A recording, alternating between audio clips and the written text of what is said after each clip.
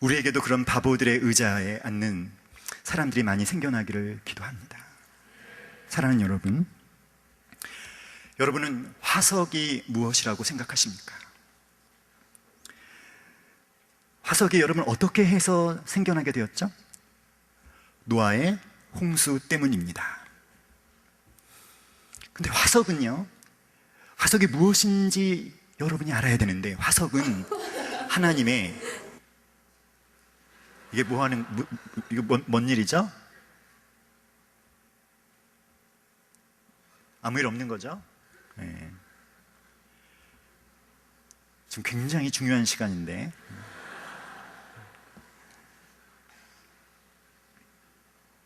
화석을 볼 때 어떤 분은 눈물을 흘린다고 했어요. 왜냐하면 화석은 하나님의 아픈 가슴을 드러내주는 하나님의 아픈 기억의 조각들이라고 했습니다. 사랑하는 여러분, 우리는 화석을 볼 때 하나님의 눈물을 볼 수 있기를 기도합니다. 사랑하는 여러분,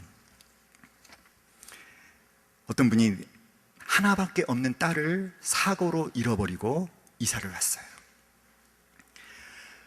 기가 막힌 사연이었습니다.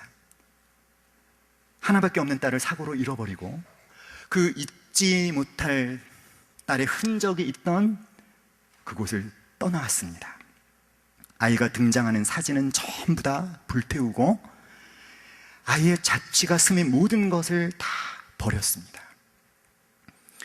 아이와 연관된 것이 보이고 들리기만 해도 가슴이 아파서 마음이 쪼그라들어서 견딜 수가 없어서 이사를 오셨다고 했습니다.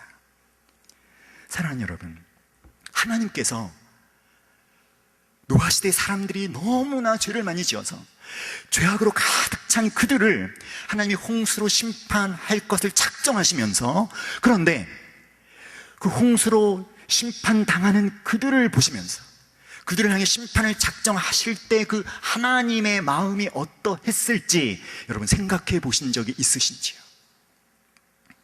하나님의 마음이 어땠을까요? 창세기 6장 7절로 9절을 읽어보면, 가라사대 나의 창조한 사람을 내가 지면에서 쓸어버리되 사람으로부터 육축과 기는 것과 공중의 새까지 그리하리니 이는 내가 그것을 지었음을 한탄함이니라 하시니라. 8절 다 같이 읽어봅시다. 시작. 그러나 노아는 여호와께 은혜를 입었더라. 근데 이 본문이 놀랍게도 히브리 원어의 뜻은 무엇이냐 하면 그냥 은혜를 입었다 이런 뜻이 아니라, 따라합시다. 노아는 여호와의 눈에서 흐르는 눈물을 보았더라. 참 놀랍죠? 우리가 전혀 알지 못했던 한 가지 사실을 알게 되는데, 하나님께서 홍수 심판을 작정하시면서 하나님의 눈에 눈물이 흐르셨다는 거예요.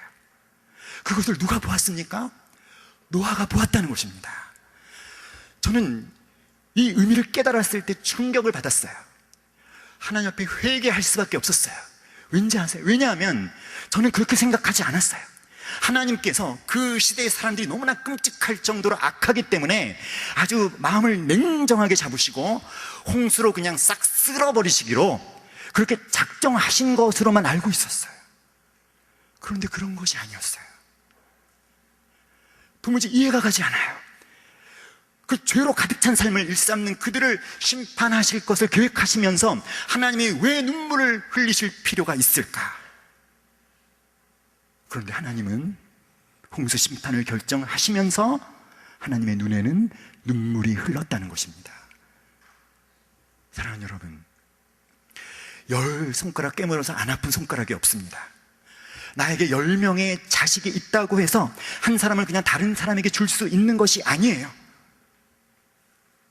자식이 잘못해서 회초리를 들어서 종아리를 때리지만 자식이 잠든 다음에 그 피멍이 든 그 종아리를 끌어안고 우는 것이 부모의 마음입니다. 사랑하는 여러분, 인간은 누구입니까? 인간은 어떤 존재입니까? 하나님의 형상. 하나님의 형상이란 어떤 뜻이라고 했습니까? 하나님의 자녀들, 하나님의 아들들, 하나님의 딸들. 매를 들지만 그들이 돌아오지 않으면 그들이 결국 어떤 일을 겪게 될지 아시기 때문에 그 하늘 아버지의 눈에서는 눈물이 흐르셨다는 거예요. 저는 간절히 기도합니다. 이 시간 하나님께서 하늘의 문을 여시고 우리의 눈을 여시고 하나님의 눈에서 흐르는 그 눈물을 보게 하시기를 간절히 기도합니다. 하나님께서 우리의 이 가슴을 만져주시기를 간절히 기도합니다. 사랑하는 여러분, 하나님께서 한탄하셨다고 했어요. 가슴을 쥐어짜는 이라는 뜻입니다. 하나님께서 마음에 근심하셨다고 했어요. 이것은 어떤 뜻이냐면 너무나 숨이 차서 헐떡거려 하면서 힘들어 하시는 그런 모습이에요. 하나님께서 그냥 눈물 흘리신 것이 아니라 하나님의 가슴을 찢으면서 너무나 힘드셔서 헐떡거릴 정도로 힘들어 하시면서 그렇게 우셨다는 것입니다. 성령께서 지금도 한 영혼을 바라보시면서 그렇게 울고 계시는 하나님의 얼굴을 우리로 보게 하시기를 간절히 기도합니다. 다니엘과 이사야와 욥과 사도 요한, 이분들은 한 가지 공통점을 갖고 있습니다. 그것은 이분들이 모두 하나님의 영광을 보았다는 것입니다. 하나님의 영광을 목격한 다니엘, 하나님의 영광을 목격한 이사야, 하나님을 눈으로 직접 만나 배웠던 욥, 밤모섬에 유배되어서 환상 가운데 예수 그리스도를 만난 사도 요한. 그런데 이상한 것은 이분들이 하나님의 영광을 목격했을 때 하나같이 엎드러져서 죽은 자같이 되었어요. 이들이 하나님의 영광을 목격했을 때 가슴이 터질 것 같아서 마치 죽을 것 같았다라고 성경은 기록하고 있습니다.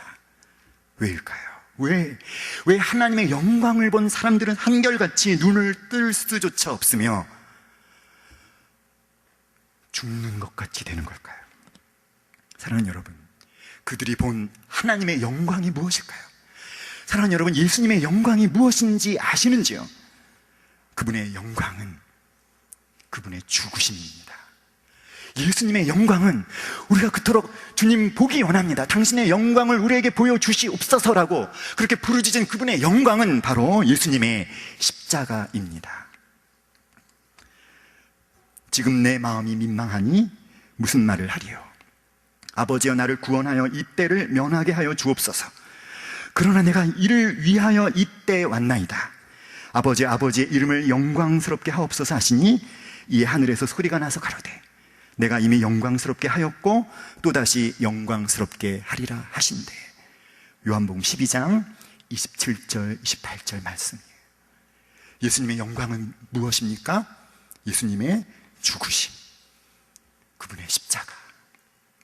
사랑하는 여러분, 예수님의 그 십자가의 영광을 목격한 사람들마다, 그분의 십자가의 죽으심을 본 사람들마다 견딜 수 없는 심정으로 예수님처럼 살다가 예수님처럼 죽었다는 것을 우리가 알아야 돼요.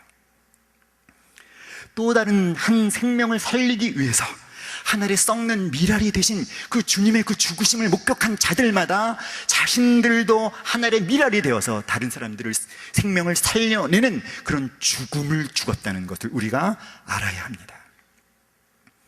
로마에서 십자가에 거꾸로 달려 순교한 베드로, 알렉산드리아에서 기도하며 순교한 마가, 소아시아에서 십자가 지고 순교한 빌립, 몸에 가죽 벗김을 당하며 순교한 바돌로메, 인도에서 주님을 전하다가 순교한 도마, 이디오피아에서 창에 찔려 순교한 마태, 에데사에서 십자가에 박혀 순교한 안드레, 예루살렘에서 돌팔매질을 당해서 쓰러진 후 목베어 순교한 마띠아, 헬라에서 감람나무에 달려 순교한 누가, 로마에서 칼이 목에 잘려 죽어가는 그 순간에도 예수님을 부르짖으며 순교한 바울, 백세가 다 된 몸으로 반모섬의